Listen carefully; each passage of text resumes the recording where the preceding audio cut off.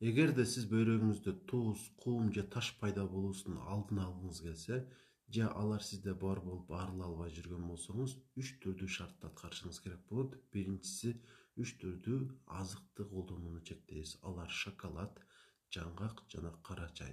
Буларды канчалык аз колдонсок, ошончолук жакшы жыйынтыкка жете алабыз.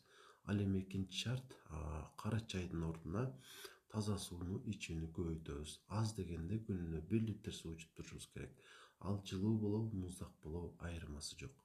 Ал эми үчүнчү шарт болсо, витаминдерден витамин Д'ны, ал эми микроэлементтерден магнийди үзгүлтүксүз ичип жүрөбүз профилактикалык дозада. Айрыкча ушундай кыш жана жаз айларында ичсек, биз үчүн жакшы жыйынтык болот. Эркек адамдар үчүн 4-түнчү шартта кошулат.